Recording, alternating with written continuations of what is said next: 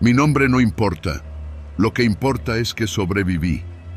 En el 2011, cuando Allende dejó de ser un pueblo y se convirtió en un matadero, yo tenía 27 años. Mi vida era sencilla. Trabajaba en un rancho ayudando con el ganado. A veces arreglaba cercas y de vez en cuando iba a la cantina del centro a tomarme unas cervezas. Todos nos conocíamos en el pueblo. Eso hacía que la traición doliera más. No se sabe exactamente quién lo inició, pero se dice que un grupo del cártel de los Zetas recibió información sobre unos desertores que se quedaron con dinero y datos importantes. La respuesta fue brutal. Durante 3 días, el infierno se instaló en Allende. El primer día, llegaron en varias camionetas, armados hasta los dientes. No disparaban al aire, no avisaban. Entraban a las casas, arrastraban a la gente, los metían en sus vehículos y desaparecían. Algunos hombres intentaron resistir, pero no duraban ni 5 minutos. Las patrullas nunca llegaron. El segundo día fue peor. Quemaron casas, rompieron puertas y destrozaron lo que quedaba del pueblo. No era solo una cacería, era un mensaje.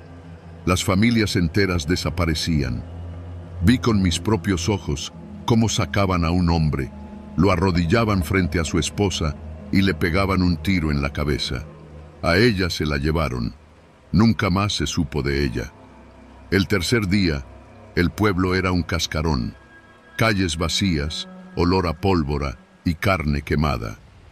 Ahí es donde empieza mi historia. Aquella noche no podía quedarme en mi casa. Vivía solo, en una construcción vieja en las afueras del pueblo. Sabía que si llegaban hasta allá, no tenía escapatoria. La única opción era huir antes de que anocheciera. Caminé por calles vacías, pegado a las paredes, con el corazón reventándome en el pecho. En la esquina de la tienda, La Estrella, vi una camioneta estacionada con las luces apagadas. Me agaché detrás de un coche viejo y observé. Había 3 hombres, fumando, riéndose de algo. La risa se sintió como una burla a la muerte que rondaba por todos lados. «Ya casi acabamos», dijo uno de ellos. «El jefe dijo que no dejemos a nadie». Apreté los dientes. Seguí por el callejón detrás de la iglesia y tomé la vereda que llevaba al rancho donde trabajaba. Ahí, al menos, había caballos, pero no llegué. Antes de salir del callejón, vi algo que hizo que mi cuerpo se paralizara. En la esquina, bajo la luz mortecina de un poste, estaba el Mingo, un tipo que conocía desde la secundaria. Trabajaba en la carnicería del mercado y siempre tenía un chiste malo para contar. Pero esa noche no estaba sonriendo, estaba hincado, con las manos amarradas a la espalda, y detrás de él, sosteniéndole la cabeza como si fuera un muñeco, estaba otro hombre. Un desconocido con una camisa blanca manchada de algo oscuro. En su mano derecha tenía un machete. Mi cuerpo se tensó. Sabía lo que venía. No me quedé a verlo. Corrí. Corrí sin mirar atrás, sin pensar, sin respirar. Me metí entre terrenos baldíos, entre arbustos y matorrales secos que me cortaban los brazos y la cara. No tenía un plan, solo la certeza de que tenía que alejarme de ese pueblo maldito. Después de lo que parecieron horas, llegué a un caserío abandonado, de esos que quedaron en ruinas cuando la gente empezó a irse a Monterrey o a Piedras Negras en busca de trabajo. Me metí en una de las casas, cerré la puerta como si eso sirviera de algo y me dejé caer en un rincón. El silencio me rodeó, pero no duró mucho. Escuché pasos afuera. No supe cuánto tiempo había pasado, si eran minutos o si la noche ya estaba terminando.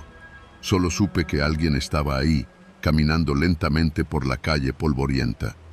El sonido de las botas raspando el suelo era un recordatorio de que el peligro no se había ido. Contuve la respiración. Los pasos se detuvieron justo frente a la casa. Escuché cómo alguien golpeaba la puerta con los nudillos, como si fuera una visita normal. No contesté. El silencio se alargó. Luego, la perilla se movió. Mi corazón latía tan fuerte que pensé que lo escucharían desde afuera. «Sabemos que estás ahí», susurró una voz. Me tapé la boca con la mano para no gritar. «Sal, carnal, no seas miedoso». Cerré los ojos. Los segundos se hicieron eternos. No entraron. Después de un rato, los pasos se alejaron. No dormí. No me moví hasta que vi la primera luz del amanecer filtrarse por las grietas de la ventana. Cuando volví al pueblo, lo encontré muerto. Las casas destruidas, las calles cubiertas de ceniza y sangre. Los pocos que quedaban vagaban como sombras. No había cuerpos, solo ausencia. Algunos días después llegaron los federales. Dijeron que investigarían. Dijeron que buscarían a los desaparecidos. Dijeron muchas cosas. Nada cambió. La mayoría de los sobrevivientes se fueron. Otros se quedaron y aprendieron a callar. Yo me fui. Pero hay noches en las que cierro los ojos y veo el callejón, la luz amarilla del poste y a el Mingo, hincado con la cabeza inclinada, esperando el golpe. A veces, en mis pesadillas, sí me quedo a mirar. Y entonces lo veo levantar la cabeza y me mira, como preguntándome por qué no hice nada.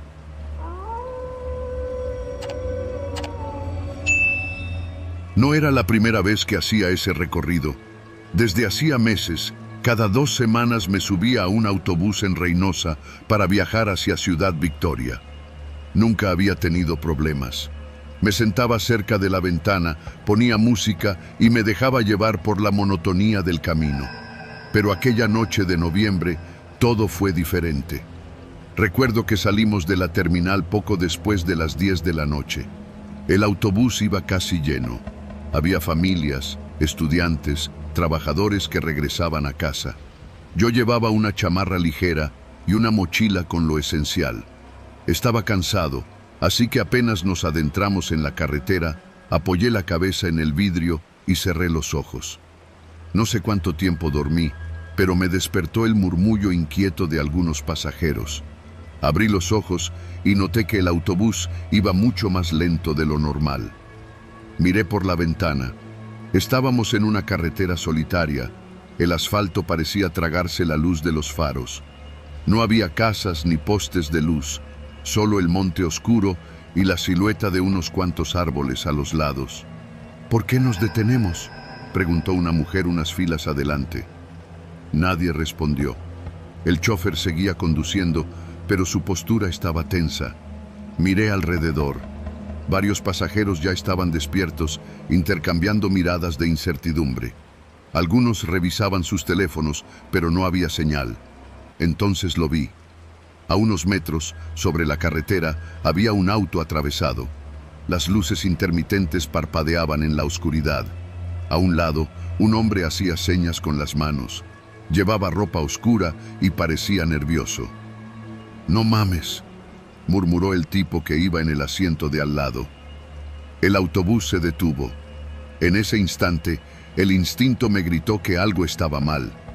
No era la primera vez que escuchaba historias de asaltos en la carretera. El silencio dentro del vehículo se volvió insoportable. El chofer dudó, pero al final puso las luces altas para ver mejor.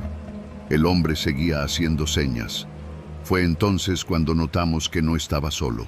De entre los matorrales a los lados de la carretera salieron más hombres. 4, 5, quizá 6. Iban armados. El pánico explotó dentro del autobús. «¡No se muevan!», gritó el chofer, pero era tarde. Algunos intentaron esconderse entre los asientos. Otros revisaban frenéticamente sus teléfonos. Yo solo podía pensar en lo que estaba a punto de pasar. Afuera, los hombres avanzaban con calma, como si ya hubieran hecho esto antes. El primero en subir fue un tipo flaco con una gorra oscura. Traía una escopeta colgada en el pecho y una pistola en la mano. Detrás de él, otros 2 hombres subieron rápido, gritando órdenes. «Todos con la cabeza abajo, celulares y carteras, rápido». El miedo nos paralizó. Un hombre mayor que iba adelante intentó hablar, decir algo, pero recibió un golpe en la cabeza con la culata del arma. Cayó entre los asientos, inconsciente. La mujer que iba con él empezó a llorar. El tipo de la escopeta caminó por el pasillo. Nos miraba uno por uno. No queremos problemas. Hagan lo que les pedimos y nadie sale lastimado. La voz le temblaba. No sé si por adrenalina o por otra cosa. Saqué mi cartera y mi teléfono sin pensarlo. Mis manos sudaban. Cuando uno de los asaltantes pasó junto a mí, se los entregué sin mirarlo a los ojos. Sentí su respiración agitada mientras me arrebataba todo. En menos de 5 minutos ya habían despojado a todos. Las mochilas, los relojes, el dinero, se movían rápido, eficientes, pero no se iban. El autobús seguía detenido, el motor encendido, y los hombres se miraban entre ellos como esperando algo. Y entonces uno de ellos lo dijo: «Van a bajar». La frase cayó como un balde de agua helada sobre todos. «No, por favor», rogó una señora al fondo. «¡Cállese!», le gritó uno de los asaltantes, apuntándole con el arma. Nos miramos entre nosotros. Nadie entendía lo que pasaba. No era un simple asalto. Había algo más. El tipo de la escopeta se acercó al chofer y le hizo una seña con la cabeza. «Maneja. Despacio». El autobús empezó a avanzar de nuevo, pero a menos de 20 kilómetros por hora. Los hombres seguían dentro. Nos observaban. De repente, lo vi. A lo lejos, en medio de la carretera, había una desviación de terracería. No tenía señalamientos, solo un camino de tierra que se perdía entre la maleza. «Ahí, métete ahí», ordenó el líder. El chofer obedeció. Nadie se atrevía a decir nada. Solo se escuchaban los sollozos de algunos pasajeros. Entramos en la brecha. El camino era irregular, lleno de baches. Solo las luces del autobús iluminaban el trayecto. Avanzamos unos minutos hasta que el líder levantó la mano. «Detente». El autobús se frenó en seco. «Bájenlos». Nos hicieron descender uno por uno. Afuera, el aire era pesado, cargado con el olor a tierra húmeda. Nos hicieron formar una fila. Un hombre con una lámpara nos alumbró los rostros. Entonces, entre ellos, comenzaron a señalar. «Tú». Un joven. «Tú». Otro hombre, de unos 40 años. «Tú». Los elegidos fueron apartados. Los demás nos quedamos en la fila, sin movernos. Yo estaba a punto de vomitar. Los hombres hablaban entre ellos, murmuraban cosas que no entendíamos. Parecía que nos estaban eligiendo como si fuéramos ganado. «Nos faltan más», dijo uno. «No hay pedo. Con estos basta». El líder asintió y le hizo una seña al chofer. «Llévate al resto». No podía creerlo. Nos estaban dejando ir, solo a algunos. Las puertas del autobús se abrieron de nuevo. Nos empujaron hacia adentro. Algunos gritaban, suplicaban que no nos dejaran, pero nadie podía hacer nada. El chofer arrancó en cuanto cerró la puerta. Yo miré por la ventana hasta que la brecha quedó atrás.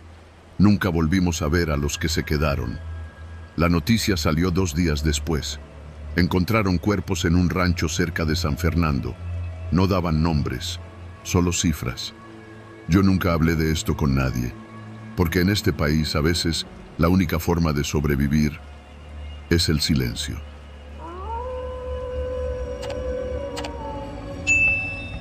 Cuando la necesidad aprieta, uno deja de pensar en el miedo.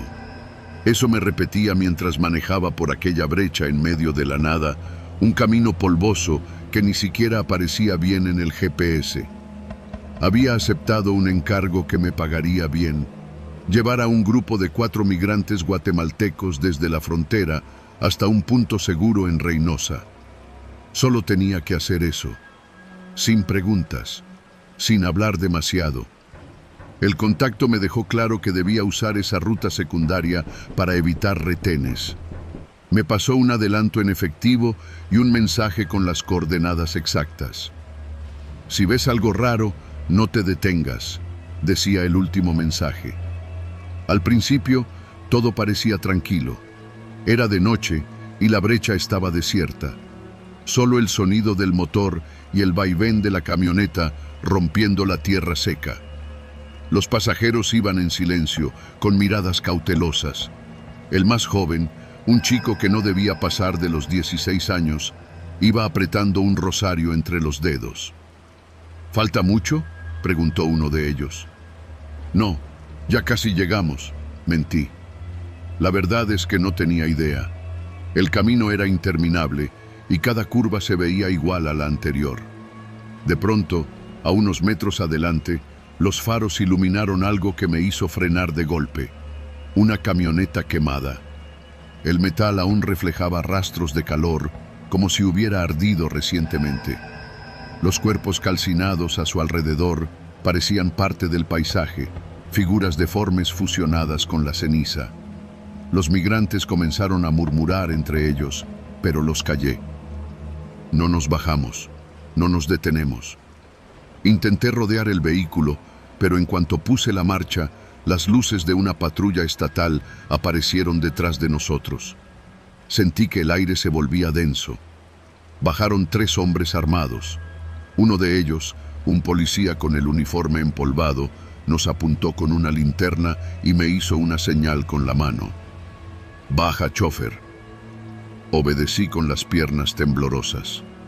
No era la primera vez que me topaba con estatales en situaciones incómodas, pero esta vez el ambiente se sentía diferente. No estaban revisando, no estaban pidiendo mordida. Sus rostros estaban vacíos de emoción. «¿A dónde llevas a la gente?» «No sé, señor. Solo me contrataron para manejar». El oficial asintió lentamente. Luego, con un gesto rápido, abrió la puerta trasera de mi camioneta. «Bajen». Los migrantes dudaron, pero no les dieron opción. Uno de los policías los sacó con jalones bruscos. «Son 4, ¿no?» «Sí». «Pues ahora son 5». Antes de que pudiera preguntar a qué se refería, sentí un golpe en la nuca. Todo se apagó. Desperté con la boca llena de polvo. Me habían arrastrado lejos de la camioneta. Intenté moverme, pero las manos me temblaban. Me dolía la cabeza y un sabor metálico me llenaba la boca. A lo lejos, vi a los migrantes de rodillas, con las manos en la cabeza. A su lado, de pie, había alguien más. Un hombre cubierto de ceniza, con la piel resquebrajada por el fuego. No podía ser real.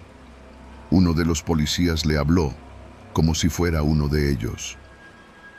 «Tú ya sabes cómo termina esto». El hombre cubierto de ceniza se giró hacia mí. No tenía ojos, solo cuencas negras que parecían absorber la luz de la patrulla. Un disparo sonó. Uno de los migrantes cayó al suelo. El de ceniza se inclinó sobre él y en lugar de desplomarse, el cuerpo empezó a deshacerse, como si el fuego lo reclamara una vez más. Mis piernas reaccionaron antes que mi cerebro. Corrí hacia la maleza, sin mirar atrás, sin pensar en nada más que en alejarme de ahí. Corrí hasta que la tierra se volvió piedra y las sombras de los árboles me tragaron.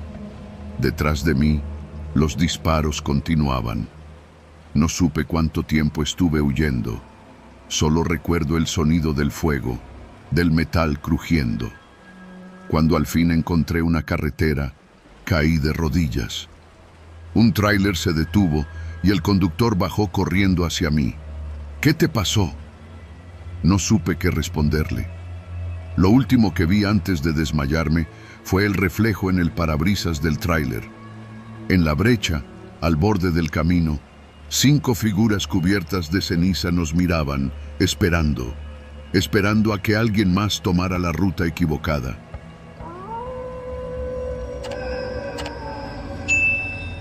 No sé por qué acepté la invitación. Supongo que fue la insistencia de mis primos, el afán de demostrar que no soy un miedoso, o tal vez la nostalgia de volver a Creel, Después de tantos años. Habían pasado más de 10 años desde la masacre, pero la sombra de esa noche aún cubría el pueblo. Nadie hablaba de eso abiertamente, pero lo sentías en la piel, en la forma en que las fiestas terminaban temprano, en las miradas furtivas de la gente cuando pasabas por la plaza. Era un miedo silencioso, como un veneno en el aire. Mis primos me convencieron de ir a una reunión en una cabaña a las afueras. Pura gente de confianza, me dijeron. Yo no estaba tan seguro, pero accedí. La carretera serpenteaba entre los pinos y el frío de la sierra mordía la piel. Cuando llegamos, la cabaña ya estaba iluminada. Afuera había varias camionetas estacionadas y el eco de la música rebotaba en los árboles. Era una fiesta como cualquier otra. Alcohol, risas, gente bailando. Pero había algo raro en el ambiente, algo que no podía nombrar. Me di cuenta de que nadie mencionaba nombres. Se saludaban con gestos o con apodos genéricos. Compa, amigo, primo. Las conversaciones eran superficiales, como si nadie quisiera dar demasiada información. Me apoyé en una pared con mi cerveza en la mano, observando. De vez en cuando, la gente salía en grupos al bosque, se perdían en la oscuridad y regresaban después de unos minutos, en silencio. A veces, uno no volvía. No me gustó. Algo estaba mal. Decidí irme temprano, pero cuando fui a buscar a mis primos, no los encontré. Se fueron hace rato, me dijo un tipo, encogiéndose de hombros. El frío me caló más hondo. Sabía que era mentira. No se habrían ido sin avisarme. Fui al patio trasero. Allí, la fiesta era diferente. La música apenas se escuchaba. Había un círculo de personas alrededor de una fogata. Hablaban en susurros. Entonces los vi. Mis primos estaban allí, inmóviles, con la mirada perdida. Parecían escuchar, pero no hablaban. «Oye, ¿todo bien?», pregunté, acercándome. Uno de los tipos me miró. «Siéntate», dijo, y su tono no fue una invitación. El fuego crepitaba. Sentí que el aire se volvía más denso. «No, creo que ya me voy». El tipo sonrió. «¿Irte? Pero la fiesta apenas empieza». Se hizo un silencio incómodo. Me di cuenta de que todos me miraban. El miedo me golpeó el pecho. Intenté llamar a mis primos, pero no respondieron. Algo les pasaba, algo que no entendía. Retrocedí, sintiendo cómo la mirada de aquellos desconocidos se clavaba en mí. «Gracias por la invitación», dije, fingiendo calma, «pero ya es tarde». No respondieron. Solo me observaron. Corrí. Atravesé la cabaña, empujando gente, esquivando miradas. Salí a la carretera y vi mi coche. Pero la puerta estaba abierta y el motor encendido. Alguien me esperaba dentro. No volteé. No lo pensé. Corrí al bosque. Detrás de mí, escuché pasos. Corrí hasta que el frío me cerró los pulmones. Me escondí detrás de un árbol, cubriéndome la boca para no hacer ruido. Los pasos se acercaron. No sé cuánto tiempo pasó. Tal vez minutos, tal vez horas. Cuando la luna se escondió tras los pinos, los pasos desaparecieron. No volví a ver a mis primos. Al día siguiente, fui al pueblo a preguntar por ellos. Nadie sabía nada. «A lo mejor se fueron de viaje», me dijeron, pero sus autos seguían allí. Esa noche fui a la policía. El agente me escuchó en silencio. Luego suspiró. «Mejor olvídese de eso», me dijo. Pero se inclinó sobre el escritorio. «Aquí las fiestas no terminan. Si se los llevaron, ya no vuelven». No supe qué decir. Solo salí de la comisaría y me alejé. De Creel, de Chihuahua, de ese maldito lugar. Nunca regresé. Nunca volví a preguntar. Porque en Creel hay preguntas que nadie responde. y fiestas que nunca terminan.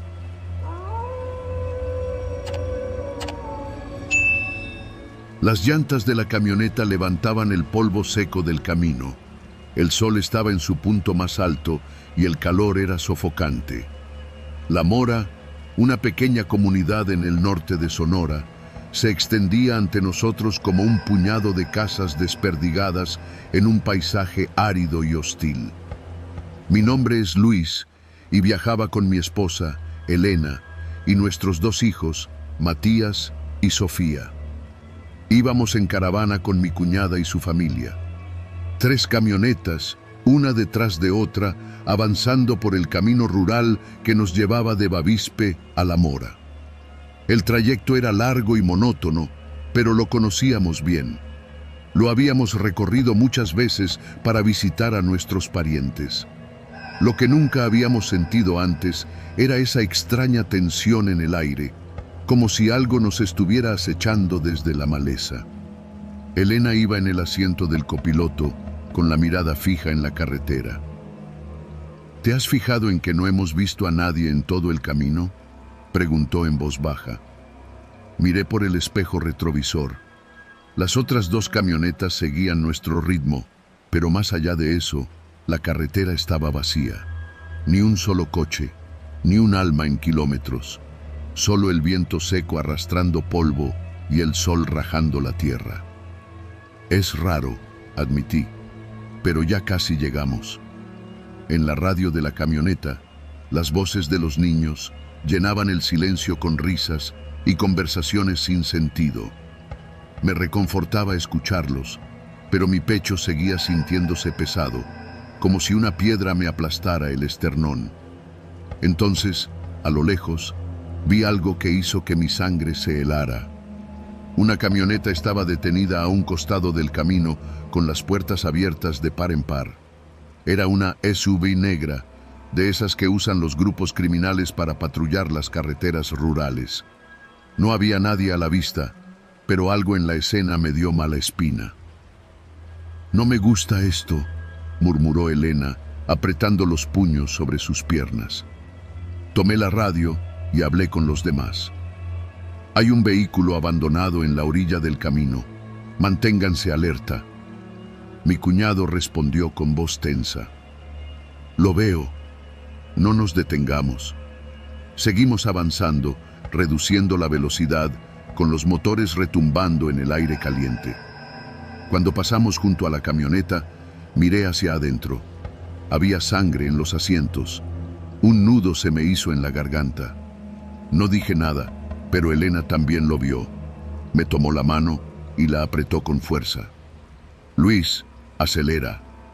Pisé el pedal con más decisión y las otras camionetas hicieron lo mismo. La tensión en el aire se volvió insoportable. No habíamos avanzado ni 500 metros cuando los escuchamos. Los disparos. Los primeros impactos hicieron estallar el parabrisas de la camioneta trasera.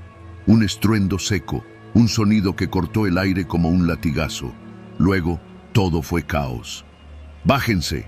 ¡Bájense!», grité, girando el volante bruscamente. Los niños comenzaron a llorar.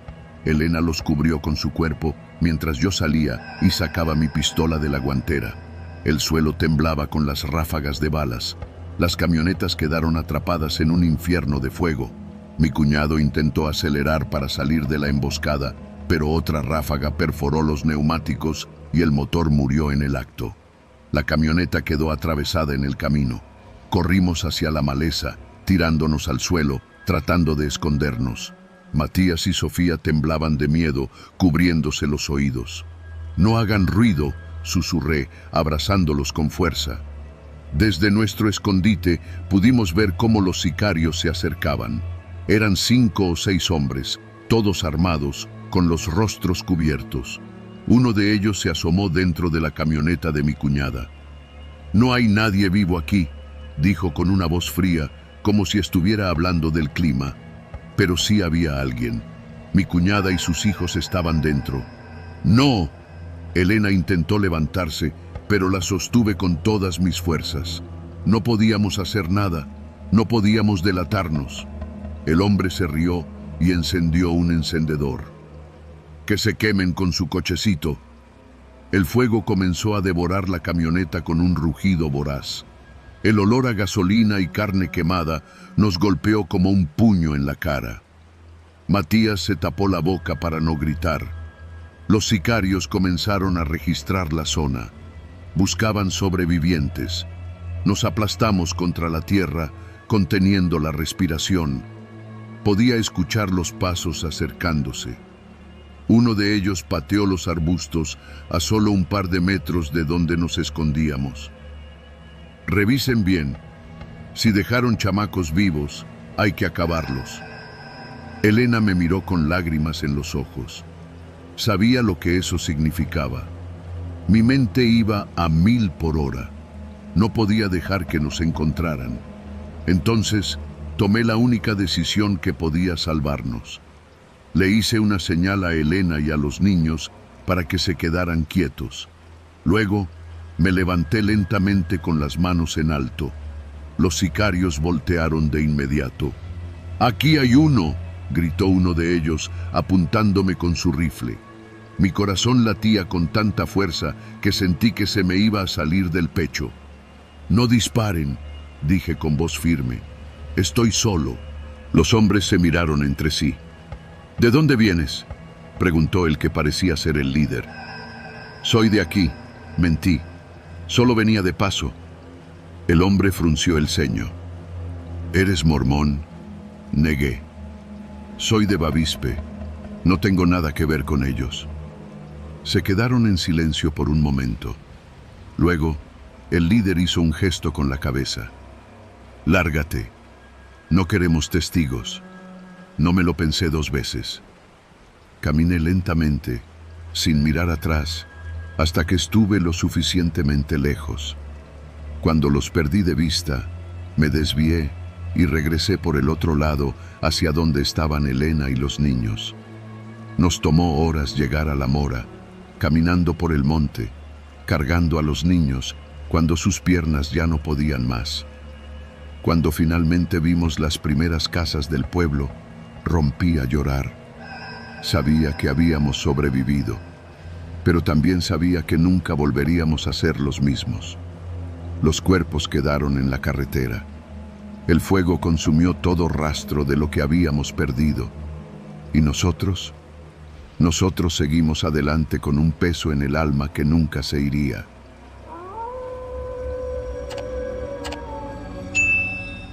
Me llamo David, y si estás leyendo esto, quiero que sepas algo. Hay cosas peores que la muerte. Yo no creía en los miedos irracionales ni en los cuentos de espantos, hasta que terminé atrapado en un pueblo donde lo único que crece es el silencio. Ciudad Mier, Tamaulipas. Si buscas fotos en internet, verás su historia. Un pueblo mágico convertido en un infierno. Antes tenía 6000 habitantes.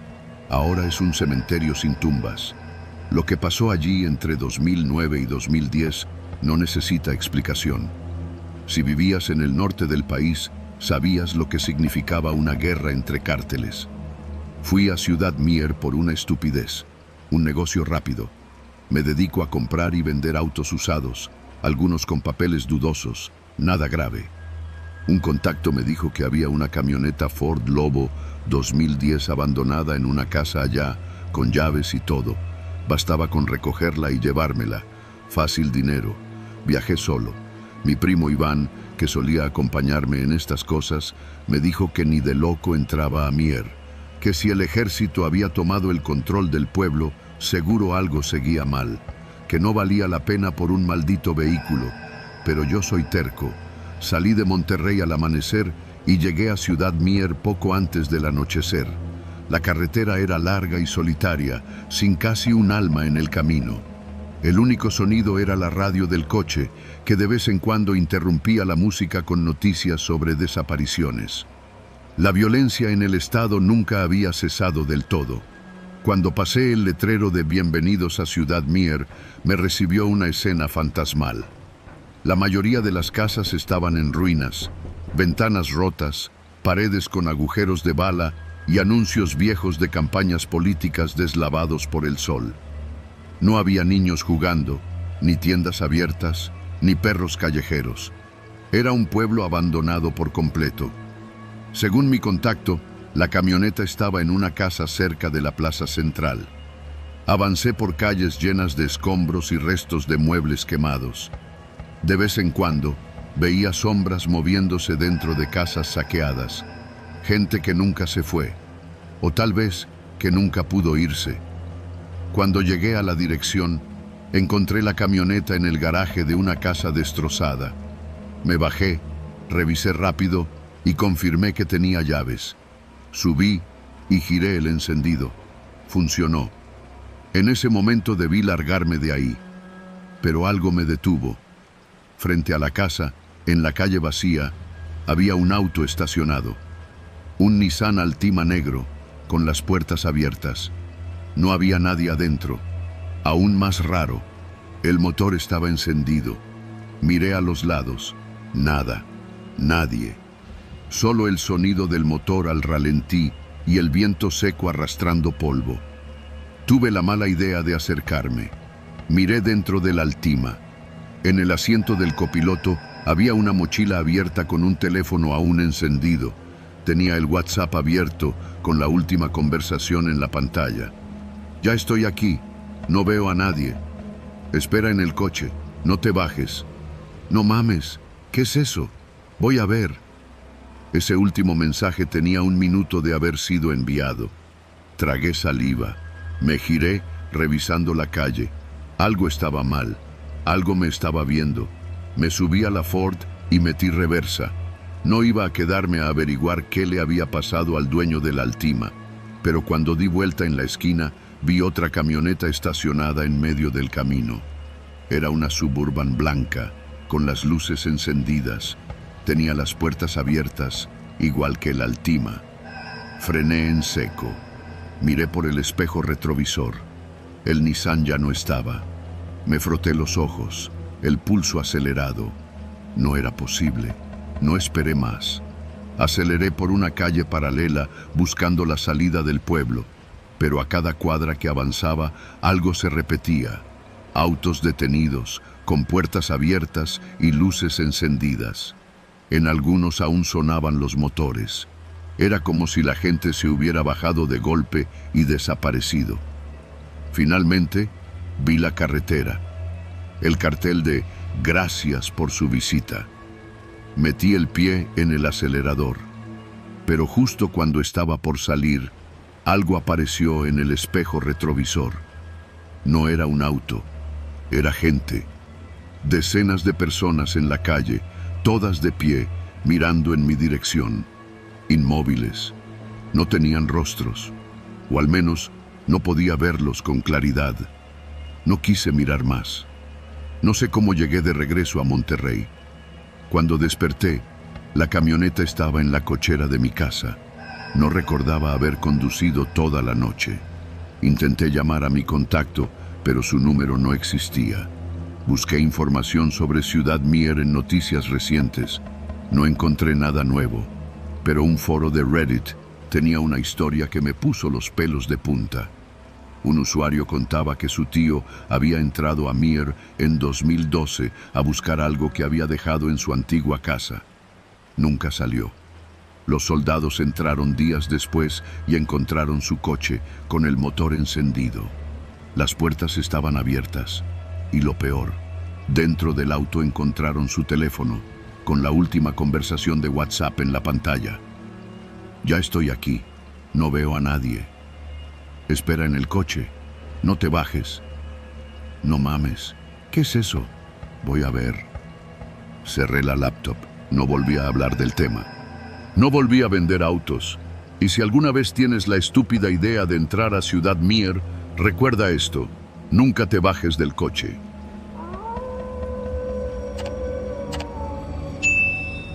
Había escuchado de San Miguel Canoa, no por el paisaje ni por la cercanía con la Malinche, sino por lo que había ocurrido allí en el 68. Un linchamiento brutal, provocado por el miedo, la ignorancia y el fanatismo.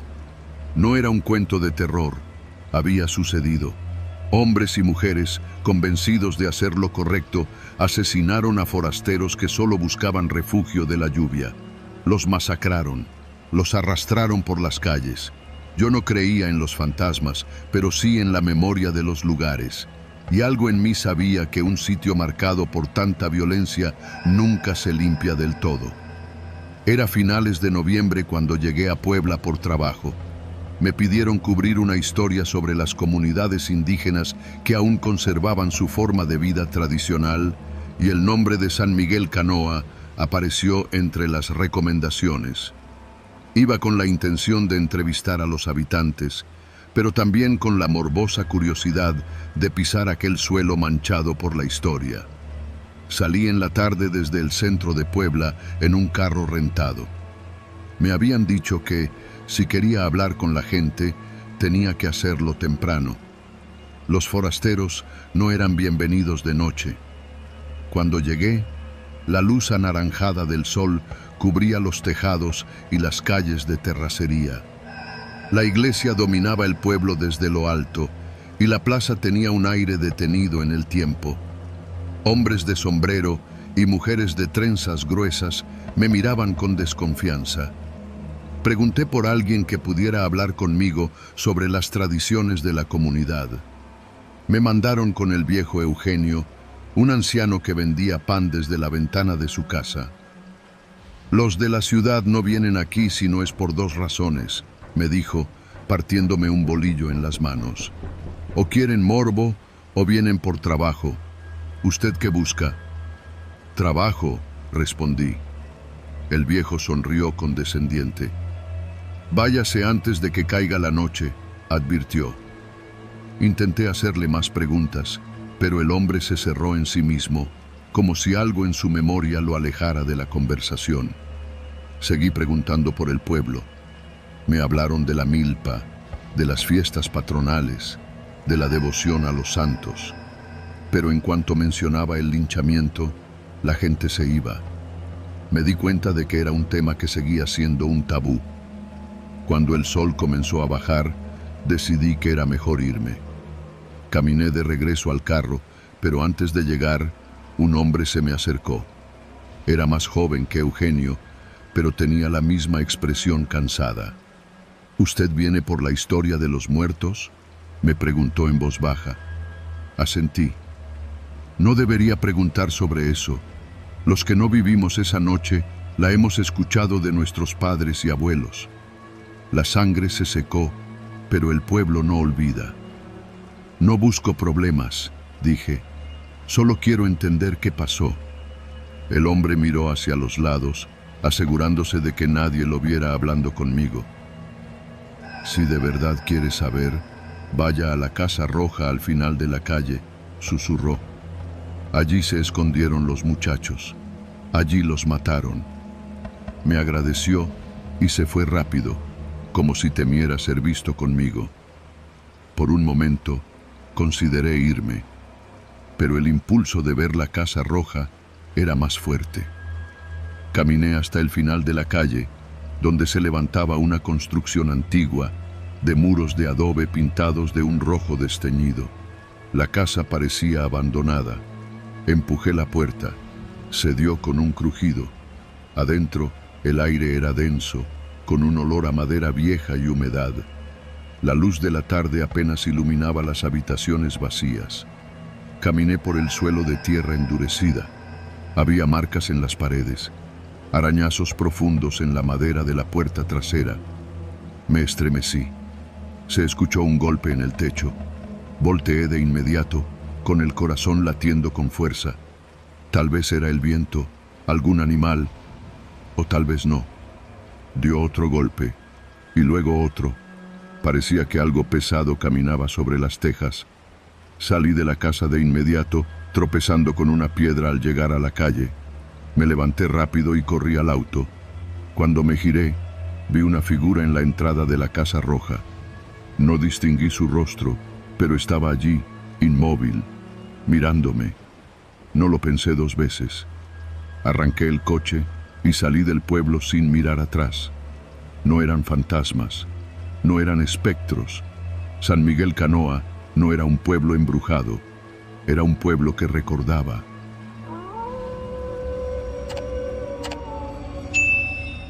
Nunca quise regresar a San Mateo del Mar. Mi madre solía decir que las tierras donde uno nació terminan llamándolo de vuelta, pero en mi caso, esa voz nunca había sido amable. Hacía más de 10 años que había salido de la comunidad para no volver. No por falta de amor, sino por miedo. San Mateo del Mar es un pueblo apartado, aislado por caminos de terracería y un clima que no perdona. Está rodeado de agua por 3 lados, un lugar donde el viento silba entre los palos de mangle y la humedad deja pegajosa la piel. Aquí todos nos conocemos y sin embargo no confiamos en nadie. Cuando me enteré de la matanza, el horror me recorrió de pies a cabeza. 15 personas muertas, quemadas vivas por sus propios vecinos. No eran delincuentes ni forasteros, sino gente del pueblo. Se decía que la comunidad se había dividido en 2 bandos y que los que murieron simplemente estaban en el lado equivocado. No supe qué pensar. Mi madre aún vivía allí. Intenté llamarla, pero su teléfono sonó apagado por días. La señal en San Mateo del Mar es inconstante y la única forma segura de comunicarse es en persona. Así que compré un boleto de autobús y emprendí el camino de vuelta. Llegué de madrugada. La humedad nocturna y el olor a mar me dieron la bienvenida con un abrazo pegajoso. El pueblo estaba sumido en un silencio inquietante. No el tipo de silencio que transmite paz, sino uno que pesa en los hombros, que hace que los perros callejeros se escondan y las ventanas permanezcan cerradas. La casa de mi madre estaba intacta, pero la encontré cerrada con candado desde afuera. Golpeé la puerta varias veces sin obtener respuesta. Una vecina me vio desde su ventana y salió con cautela. Tu mamá se fue con tus tíos a Juchitán. Se asustó. Pensó que algo le podía pasar. ¿Por qué no me avisó? La mujer bajó la mirada. Aquí nadie confía en nadie. Me estremecí. Siempre había existido cierta tensión en la comunidad, pero esto era diferente. Antes, la rivalidad entre familias se resolvía con gritos o con peleas en el mercado. Ahora, la gente se mataba y se quemaba viva. Pensé en regresar al día siguiente, pero decidí quedarme. Alquilé un cuarto en la casa de un viejo conocido. La primera noche dormí poco.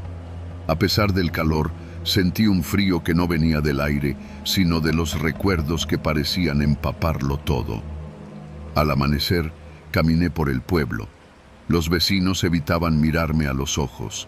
A cada paso, la tensión se palpaba en el ambiente.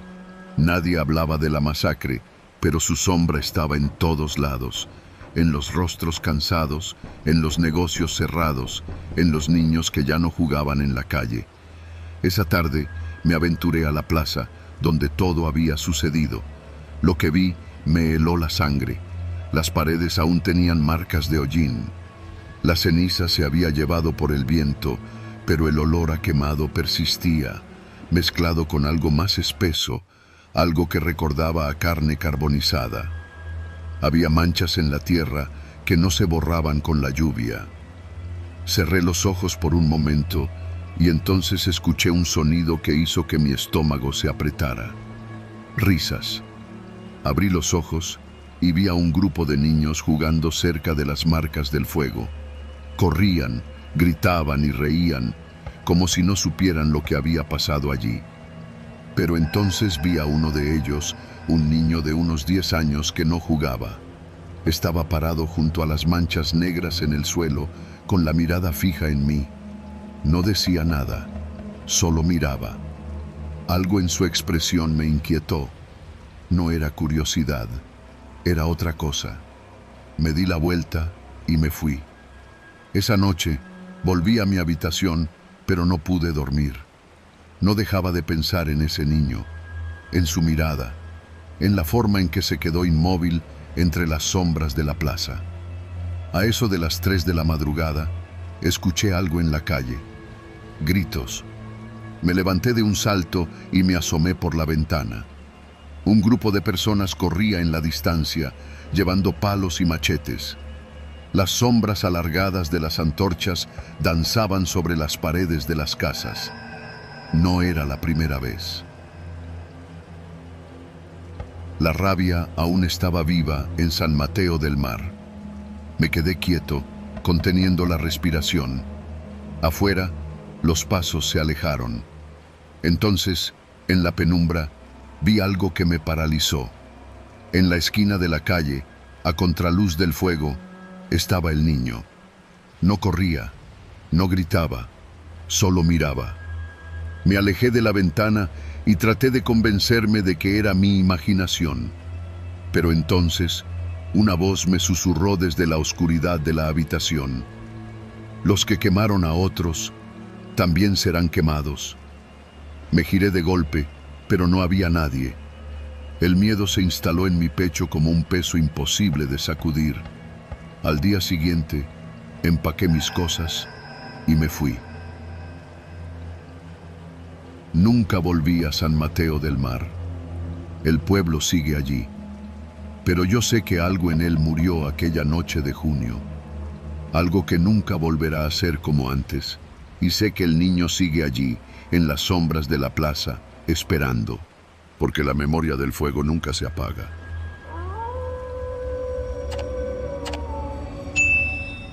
No sé por qué sobreviví. A veces pienso que Dios me castigó, que me obligó a ver todo para no olvidarlo nunca, para no tener paz, porque después de aquella mañana jamás volví a sentirme un hombre completo. Tenía 25 años el 22 de diciembre de 1997. Era apenas un muchacho cuando vi cómo mataban a mi madre, a mis hermanos, a mis vecinos. Yo vivía en Acteal, un paraje pequeño en los altos de Chiapas. Todos en la comunidad éramos tzotziles. No teníamos armas, solo palabras, solo rezos. Esa mañana, como todos los días, nos reunimos alrededor de la pequeña iglesia. Llevábamos semanas refugiados ahí. Huimos de nuestras casas porque sabíamos que nos querían matar. Yo no entendía bien los motivos en ese entonces. No sabía de política, no entendía de dinero ni de tierras. Solo sabía que había hombres armados que habían saqueado otras aldeas, que algunos de nuestros hermanos habían desaparecido en los caminos, que el miedo dormía con nosotros y nos despertaba antes de que cantaran los gallos. A pesar de todo, esa mañana rezábamos. Las abejas, así nos llamábamos, creíamos en la paz, en la justicia, en la fuerza de nuestras palabras. Yo estaba sentado junto a mi madre y mis hermanos menores. Recuerdo que mi hermana, de solo 9 años, jugaba con una muñeca de trapo mientras mi madre murmuraba en tzotzil pidiendo protección. Afuera, el viento hacía crujir las láminas de las casas improvisadas donde nos refugiábamos. Era un viento frío, seco, como si el aire supiera lo que estaba por venir. Entonces los escuchamos. Primero fueron pisadas en la tierra, luego el sonido de las ramas quebrándose bajo el peso de los hombres. Después, los disparos. Mi madre me jaló del brazo y me tiró al suelo. Las balas entraron en el campamento como el granizo en temporada de lluvias. Algunas atravesaron las paredes de madera, otras destrozaron los techos de lámina. La gente gritaba, corría en todas direcciones, pero no había dónde esconderse. No había escape. Yo los vi. 80 hombres armados, algunos con machetes, otros con rifles. Indígenas como nosotros, pero con los ojos llenos de odio. Algunos llevaban pasamontañas, otros no se molestaron en ocultar sus rostros. Eran de los nuestros, vecinos de comunidades cercanas, hombres que antes nos vendían maíz en el mercado, que nos saludaban en las veredas. Ahora nos mataban. Vi a una mujer con su bebé en brazos intentar correr, pero la alcanzaron antes de que llegara a la colina. Uno de los hombres la derribó de un disparo en la espalda. Cayó de rodillas y el bebé rodó unos metros, llorando. Otro de los paramilitares lo tomó del pie y lo lanzó contra una piedra. El llanto se apagó de inmediato. Quise gritar, pero mi madre me tapó la boca con su mano. Estábamos escondidos detrás de un barril de agua, tratando de no respirar demasiado fuerte. Mi hermana pequeña se abrazaba a mi pecho, temblando. Sus lágrimas empapaban mi camisa. Las balas seguían silbando. Vi caer a don Jacinto, el anciano que me enseñó a sembrar maíz. Vi a Rosa, la niña que quería ser maestra, desplomarse con un agujero en la frente. Vi cómo las mujeres suplicaban, pero no hubo piedad. Uno de los hombres entró en la iglesia. Se persignó antes de disparar. Mis piernas no me obedecían. Mi madre me apretó la mano y me susurró algo en tzotzil. Nunca supe qué dijo, porque en ese momento le dispararon en el cuello. Su sangre caliente me salpicó el rostro. Sus dedos, que aún sostenían los míos, se aflojaron poco a poco. Cayó de lado, con los ojos abiertos, mirándome sin verme. No lloré, no grité. Me quedé quieto, con el cuerpo de mi madre sobre mis piernas, con la mirada perdida en su cabello negro, esparcido en la tierra. No sé cuánto tiempo pasó. La masacre duró más de 6 horas, pero para mí fue un instante eterno. Cuando se cansaron de matar, los paramilitares se fueron. Algunos se llevaron comida, otros se rieron de los cuerpos esparcidos por el campamento. Uno orinó sobre la tierra ensangrentada antes de marcharse. Se fueron en camionetas, escoltados por la policía estatal. No hubo prisa. Sabían que nadie vendría a detenerlos. Me quedé donde estaba, bajo el cadáver de mi madre, esperando. No sé si fue miedo o instinto, pero no me moví hasta que el silencio regresó. Solo entonces me atreví a levantar la cabeza. Lo que vi esa mañana sigue en mis pesadillas. Cuerpos en el suelo, algunos abrazados entre sí, niños con los ojos abiertos, mujeres con el vientre abierto, sangre en la tierra, en las paredes de la iglesia, en las piedras del camino. Mi hermana pequeña estaba muerta. No sé en qué momento la mataron, solo sé que aún sostenía su muñeca de trapo.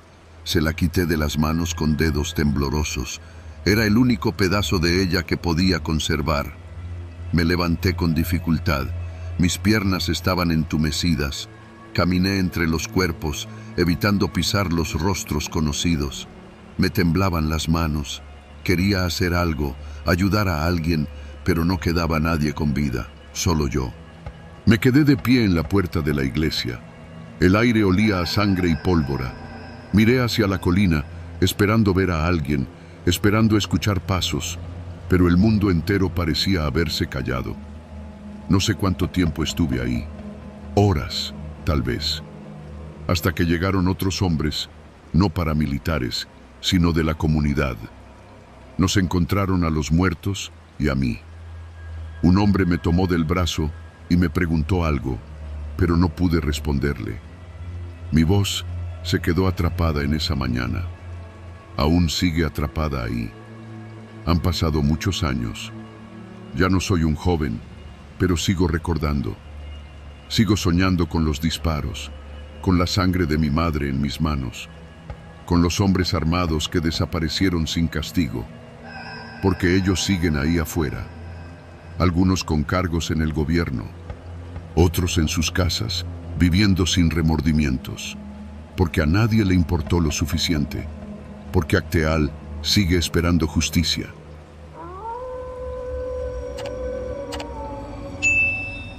No debería estar contando esto. Me dijeron que lo olvidara, que hiciera mi vida como si aquella noche no hubiera existido, que Iguala era solo un mal recuerdo. Pero hay cosas que no se pueden olvidar. Hay miedos que se quedan pegados a la piel, que te siguen a donde vayas. Y lo peor es saber que todo lo que viví esa noche fue real. Me llamo Mario. En 2014 tenía 24 años y trabajaba manejando un camión de carga. Mi ruta solía ser tranquila. Iba desde la Ciudad de México hasta Acapulco, pasando por Iguala. Nunca había tenido problemas, hasta que me tocó estar en el lugar equivocado, en la peor noche posible. Esa tarde salí tarde de la central de abastos. La carga estaba completa, pero el tráfico en la salida de la ciudad me retrasó. Para cuando pasé Cuernavaca, ya había oscurecido. No me preocupaba. Conocía bien la carretera, y si mantenía buen ritmo, antes de la medianoche estaría en Acapulco. Pero entonces vi las luces de Iguala a lo lejos y recordé las historias. Conductores que desaparecían, retenes falsos, gente armada que te hacía detenerte para nunca dejarte seguir. Apreté el volante. El camino me obligaba a cruzar por la ciudad. A esa hora, todo se veía normal. Calles vacías, pocos coches, algunos negocios aún abiertos. Pero había algo raro en el ambiente, algo que no se veía, pero se sentía. A unas cuadras del centro, vi unas patrullas bloqueando una avenida. Me detuve unos metros antes. A lo lejos, varios policías estaban rodeando a un grupo de muchachos. Eran jóvenes, algunos vestidos con chamarras y mochilas. Me quedé en el camión, viendo. No parecían delincuentes, eran estudiantes. Entonces llegaron las camionetas. No tenían insignias, pero todos sabíamos lo que significaban. De ellas bajaron hombres armados, cubiertos del rostro, que se acercaron a los policías sin ninguna prisa, sin miedo. Hablaban entre ellos como si fueran compañeros de trabajo. Ahí supe que debía irme. Intenté meter reversa, pero una luz azul y roja iluminó mi espejo lateral. Una patrulla se detuvo junto a mi camión. «Bájate, compadre», dijo un policía. Su tono era tranquilo, pero no daba opción a discutir. Salí con las manos en alto. «¿Todo bien, oficial? Solo estoy de paso». El policía no me contestó. Revisó mis papeles, miró el camión por dentro. «¿Viste algo?», preguntó. Negué. «¿Seguro?». Su mano se apoyó en su pistola. «Seguro», respondí. El hombre me miró un momento más. Luego sonrió. «Sigue tu camino y no te detengas». No me lo dijo como consejo, lo dijo como advertencia. Salí de Iguala lo más rápido que pude, tomando la carretera hacia Cocula. El miedo no se me quitaba del cuerpo. En el retrovisor, las luces de la ciudad se quedaban atrás, pero mi mente seguía atrapada en lo que vi. Esos jóvenes no iban a volver a casa. Lo peor es que lo sabían. Antes de salir de la ciudad, vi una última imagen que nunca podré borrar. Una fila de muchachos subiendo a una camioneta, empujados por los hombres armados. Uno de ellos me miró. No me pidió ayuda. No dijo nada. Solo me vio con los ojos de quien sabe que está a punto de desaparecer. En la carretera a Cocula, la noche era un abismo. No había autos, no había luces, solo la línea blanca del pavimento perdiéndose en la oscuridad. Pero no estaba solo. A los pocos kilómetros, una camioneta apareció detrás de mí. No tenía placas, solo sus luces altas iluminando mi espejo. Aceleré. La camioneta también. No había dudas. Me estaban siguiendo. Intenté mantener la calma. Sabía que no podía huir. Ellos mandaban en esa carretera. Entonces las luces desaparecieron. Mantuve el pie en el acelerador, pero no los vi rebasarme ni detenerse. Era como si nunca hubieran estado ahí. Poco después vi el desvío al basurero de Cocula. Y ahí, a la orilla del camino, estaban ellos. Me temblaron las manos. Eran los estudiantes. No sé cómo explicarlo. Sabía que no podían ser ellos, pero estaban ahí, parados en fila, como esperando algo. No me moví, no respiré, pero ellos sí. Uno de ellos levantó la mano y la apoyó sobre el cofre del camión. Y en ese momento, las luces de una patrulla aparecieron en el espejo retrovisor. Cuando desperté, Estaba amaneciendo. El camión estaba estacionado en una brecha de terracería, lejos de la carretera. No recordaba haberme detenido. No recordaba haber salido de Iguala. Mi ropa estaba sucia de polvo y ceniza. Cuando regresé a la carretera, ya no había nadie. Nunca hablé de esa noche. Seguí manejando mi ruta, pero cada vez que pasaba por Iguala, sentía el mismo peso en el pecho, como si todavía me estuvieran viendo. Con el tiempo, escuché lo que dijeron las noticias, que los habían quemado, que no quedaba nada de ellos, pero yo sé que eso no es cierto. Siguen ahí, en la carretera, esperando a que alguien los vea, esperando a que alguien por fin los lleve a casa.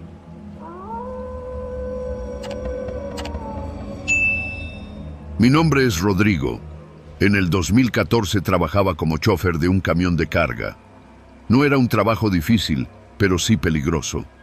Viajar de madrugada por el Estado de México significaba lidiar con carreteras mal iluminadas, asaltantes y a veces retenes militares que eran más preocupantes que los propios delincuentes. Pero nada me había preparado para lo que vi en Tlatlaya, porque hay cosas de las que puedes hablar y cosas que mejor olvidas. Y lo que vi esa noche no se olvida. Esa noche me avisaron que había un viaje urgente. Había que llevar un cargamento de abarrotes y agua hasta Amatepec. El pago era bueno, pero el problema era el horario. Saldría de Toluca casi a la medianoche, lo que significaba que cruzaría la carretera de Tlatlaya en las horas más peligrosas. No era la primera vez que tomaba esa ruta de noche, pero sabía lo que podía pasar. El sur del Estado de México era tierra sin ley. Por ahí circulaban convoyes de criminales, policías que trabajaban para ellos, militares que hacían su propia guerra y civiles atrapados en medio. Antes de salir, me aseguré de llevar suficiente gasolina. No quería detenerme en ningún lado. Mi único plan era manejar, entregar la carga y regresar lo antes posible. Pero en ese camino, los planes no significan nada. Apenas pasé Tenancingo, supe que algo estaba mal. La carretera estaba demasiado vacía. No era normal. Siempre había algún tráiler, alguna camioneta, pero esa noche ni un solo vehículo. Seguí avanzando, pero no podía sacudirme esa sensación de que algo andaba mal. En el retrovisor, las luces de Toluca se habían desvanecido. Frente a mí, la carretera se extendía como una lengua negra de asfalto que serpenteaba en la montaña. A lo lejos, se veían las primeras luces de San Pedro Limón. Y entonces los vi. 2 camionetas militares estacionadas a la orilla de la carretera. Sus luces estaban apagadas, pero los soldados estaban ahí, de pie, con sus rifles al pecho. Al principio pensé que era un retén, pero no había conos naranjas ni señales de alto. Nadie me hizo señales para detenerme. Y eso fue lo que más me asustó.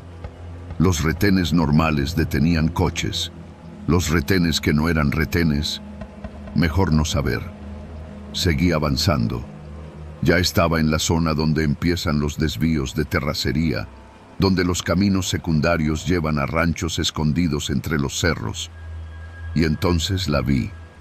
La bodega. Era una construcción grande, de esas que parecen abandonadas pero que nunca lo están del todo. Lo primero que noté fue la sangre en la tierra, luego los cuerpos. Había varios, tirados en el suelo, algunos contra la pared, otros apilados en la esquina. Me quedé congelado. No era la primera vez que veía algo así en la carretera, pero esto era diferente, porque no era un asalto. No era un pleito entre criminales, era una ejecución. Lo supe porque las posiciones eran demasiado ordenadas, porque las armas estaban en lugares donde no tenían sentido, porque había un soldado parado sobre los cuerpos, dándoles la espalda como si no le importara. No era una escena de guerra, era un trabajo ya terminado. Pisé el freno sin darme cuenta. Me quedé mirando. con los nudillos blancos sobre el volante. Entonces sentí algo extraño, algo que no tenía nada que ver con la sangre ni con los cuerpos. Era una mirada. Giré la cabeza y ahí estaba ella, pegada a la pared, medio escondida en la sombra. Una mujer, flaca, con la ropa rasgada y el rostro sucio. No se movía, no pedía ayuda, solo me miraba, pero en sus ojos no había miedo. Había algo peor, resignación, como si ya supiera que nadie la iba a ayudar. Entonces lo entendí. Ella no debería estar viva. Era un error, y yo era el único que lo sabía. Una parte de mí quiso frenar, abrir la puerta y subirla al camión. Pero la otra parte, la parte que quería seguir con vida, aceleró. No me detuve. No podía. Sabía lo que pasaba en lugares como este. El que ayuda, desaparece también. Así que la dejé atrás. Y cuando miré por el retrovisor, ya no estaba. Pocos kilómetros después, aparecieron las luces.